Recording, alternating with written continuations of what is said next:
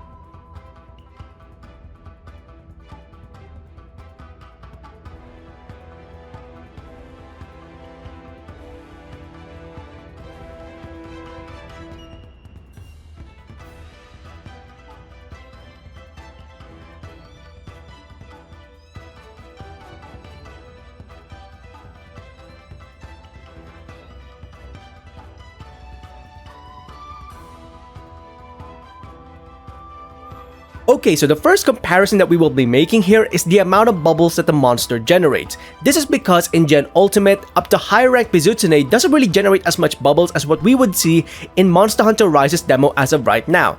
Now mind you, there is the Deviant Soulseer Mizutsune and the G-rank version of the monster, but even at that point, these creatures do not generate as much bubbles as the one that we see in Monster Hunter Rise. So this is the biggest evolution of the monster that we see here, the amount of bubbles that it generates. Not only that, if we take a look at how long these bubbles linger in Monster Hunter Rise, they stay far longer in comparison to what we see in Gen Ultimate. So this is one of the bigger changes that we see with Mizutsune as a whole in evolving the monster's combat capabilities.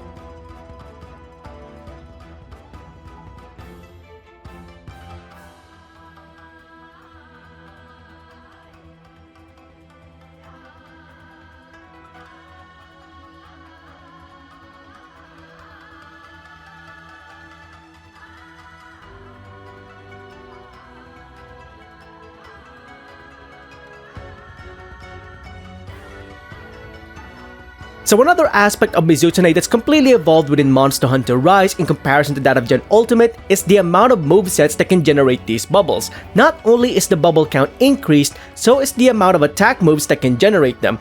Sometimes you'll notice that there are no bubbles, but then all of a sudden Mizutsune does one attack and 6 of them come up out of nowhere. This means that this creature is now capable of generating as much bubbles as possible in order to truly hinder your capabilities. So you really gotta watch out for these, because once you start slipping around, it's gonna be very difficult for you to really maneuver yourself when fighting this monster. Having said this, however, these bubbles can also benefit you in a number of ways. This is something that's been kept from Gen Ultimate. When you see the deep red bubbles or the green bubbles floating around, get hit by them, because the deep red bubbles can increase your attack power, whereas the green ones can actually heal you. And because of the amount of bubbles that the monster generates now, sometimes these deep red bubbles and green bubbles can double in numbers as well, increasing your chances in fighting against the monster. So overall, not only is the amount of bubble increased, so are the amount of moves that can generate them once again.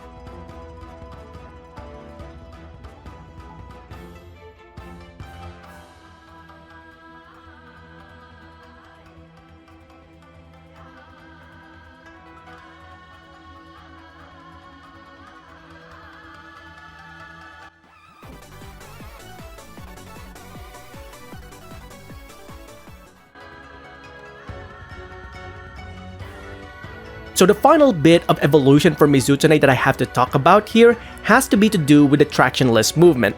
What I mean by tractionless movement is that the monster is essentially sliding around in order to attack you. Back in Gen Ultimate, it did have a number of attacks where it would physically slide around in order to attack you. However, with something along the lines of water spitting, the monster had to stand very still. In Rise, however, they've evolved these attacks in order to allow Mizutsune to utilize its tractionless movement as well as doing the water spit at the same time, allowing the monster great maneuverability as well as covering greater grounds when doing this attack. As you can see right here, the monster is drifting and doing the water spit at the same time. This is something that you would normally never see back in Gen Ultimate. Now alongside this, they've also evolved the monster's super move. For those of you that don't know what the super move for Mizutsune is, it's actually the 360 water spit. Back in Generations Ultimate, it simply did the water spit and that was it. However, in Rise, what they've done here is that they've caused Mizutsune to do a number of bubble attacks first and then utilizing this attack afterwards. Essentially speaking, you're going to be sliding all over the place if you get hit by the bubbles, and at the same time, Mizutsune is sniping you with the water spit. So overall, there's a lot of evolutions that you've seen here in the Rise demo when comparing it to that of Gen Ultimate's iteration. And that's going to be pretty much all the information that I can provide so far regarding the comparison between Mizutsune in Rise to that of the one that we got back in Gen Ultimate. Hopefully you found this quite informative in giving you an idea as to the differences between the two monsters when transitioning between generations of Monster Hunter games. I'm gonna go ahead and let the rest of the clip play out for you, and you can go ahead and let us know in the comments below if you spot any other differences between Mizutsune in Rise to that of Gen Ultimate.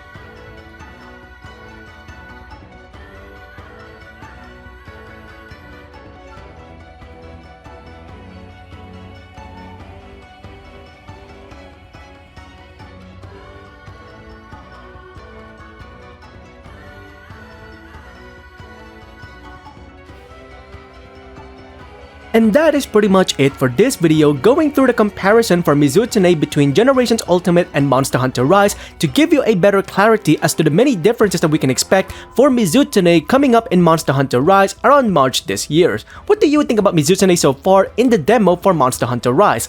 Let us know in the comments below your thoughts and opinions on this upcoming Leviathan, as well as any other differences that you can spot once again between Mizutsune in Gen Ultimate to that of Monster Hunter Rise. Now, with all of that being said, if you enjoyed these videos, please consider leaving a like on the video itself and subscribing to the channel, as well as hitting that bell icon so you can go ahead and catch up on any future Monster Hunter content that I might be doing or any other games that I might be playing in future.